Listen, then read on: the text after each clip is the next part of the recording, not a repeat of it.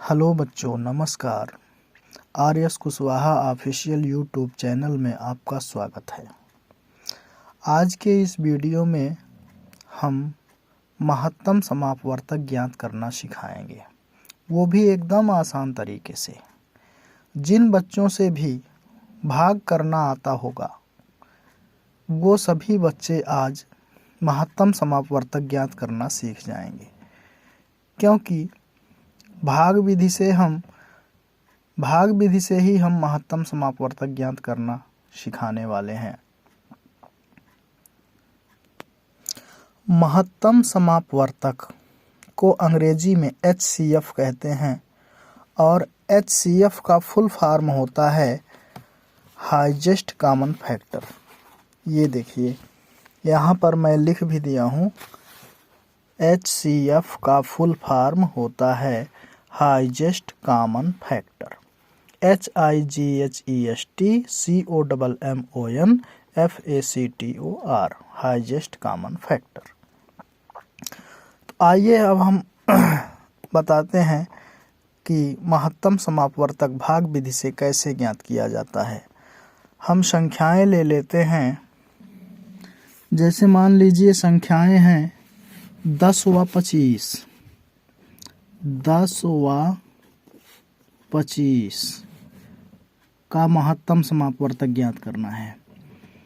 तो जिन संख्याओं का हमें महत्तम समापवर्तक ज्ञात करना होता है उनमें से हम पहले ये देखते हैं कि कौन सी संख्या छोटी है और कौन सी संख्या बड़ी है। तो बड़ी संख्या को हम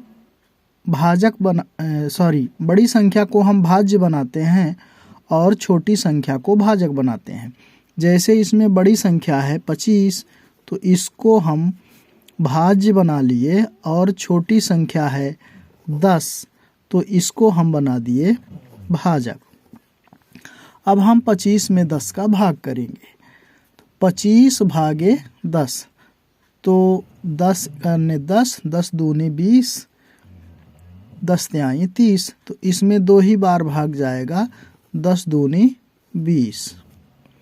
अब हम 25 में 20 घटाएंगे तो यहाँ पर 5 बचेगा, और यहाँ पर 5 ये शेष फल बच गया।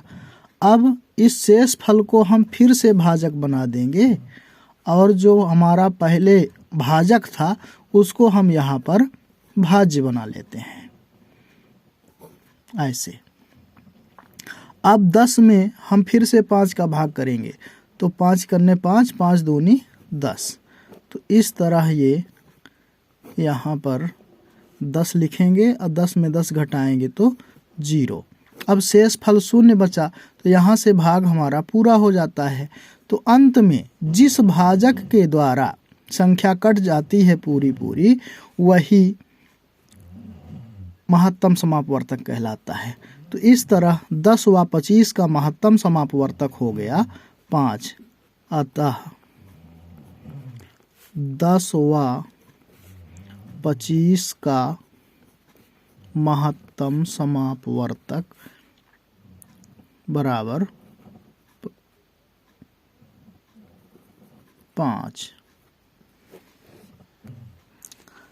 तो 10 व 25 का महत्तम समापवर्तक हो गया 5। आइए इसी तरह एक और हम उदाहरण लेते हैं। मान लीजिए हमको 25 व 40 का महत्तम समापवर्तक ज्ञात करना है। महत्तम समापवर्तक ज्ञात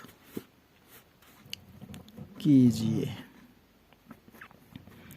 तो इसमें बड़ी संख्या है 40 और छोटी संख्या है 25, तो हम 40 को भाज्य बना लेंगे और 25 को भाजक बना देंगे।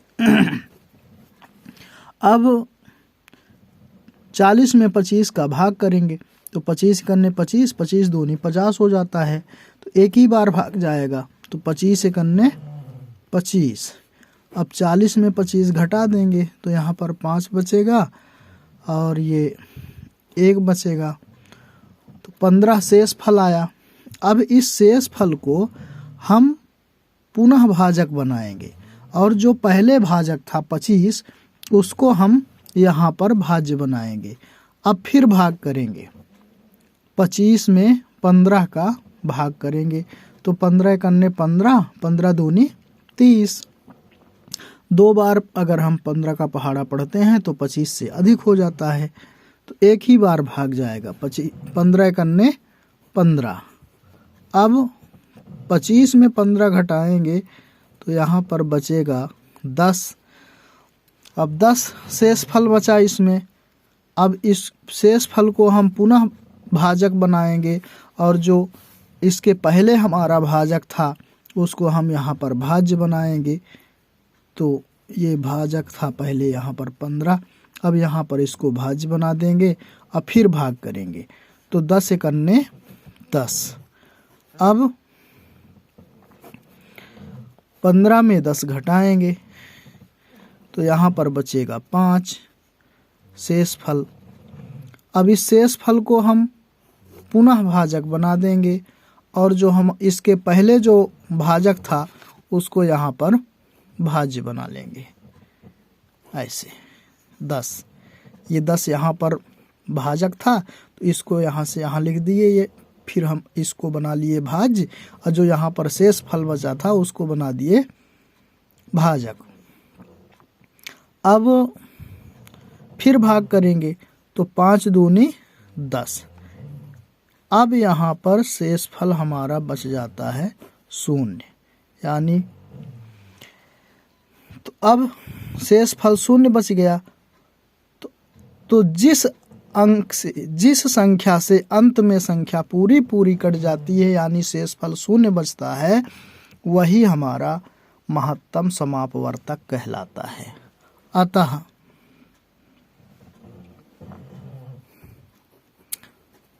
25 व 40 का महत्तम समापवर्तक 5 है।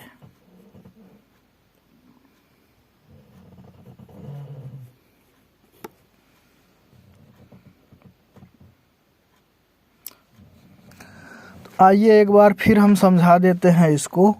25 व 40 का महत्तम समापवर्तक ज्ञात करना था, तो इसमें बड़ी संख्या थी 40 और छोटी संख्या थी 25। तो बड़ी संख्या को यहाँ पर हमने भाज्य बनाया और छोटी संख्या को भाजक बनाया और भाग किए तो 25 करने 25, 40 में 25 घटाए तो 15 आया।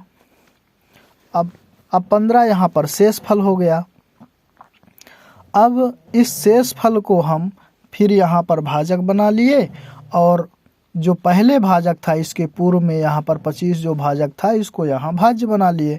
अब 25 में 15 का फिर भाग किए तो 15 करने 15 आया, 25 में 15 घटाए तो 10 बचा और यहाँ पर ये इस 10 को फिर से यहाँ पर भाजक बना दिए और जो 15 ये इसके पहले जो भाजक था इसको यहाँ पर भाज्य बना लिए। अब 15 में फिर 10 का भाग करेंगे तो 10 करने 10। अब 15 में 10 घटाए तो 5 बचा। अब 5 यहाँ पर शेष फल है, इसको यहाँ पर फिर भाजक बना दिए और इसके पूर्व में जो भाजक था उसको यहाँ पर भाज्य बना दिए।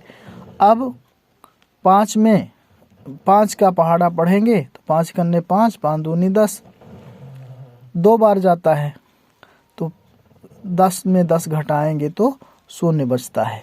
ये प्रक्रिया हमारी तब तक चलती रहती है ऐसी जब तक कि शेष फल 0 ना आ जाए। और जब शेष फल 0 आ जाता है तो जिस भाजक से शेष फल 0 आता है वही भाजक, अंत में जो भाजक होता है वही हमारी संख्याओं का महत्तम समापवर्तक कहलाता है। तो इस तरह से यहाँ पर भाजक है 5, तो अंत में अंतिम भाजक 5 है। तो इस तरह से 25 व 40 का महत्तम समापवर्तक 5 आया।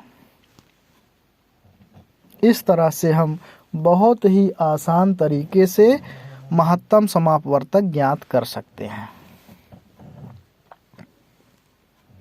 चाहे संख्याएं कितनी भी बड़ी क्यों ना हो, चाहे कितनी भी बड़ी हो कितनी चाहे छोटी हो, सभी संख्याओं का महत्तम समापवर्तक इस विधि से ज्ञात किया जा सकता है।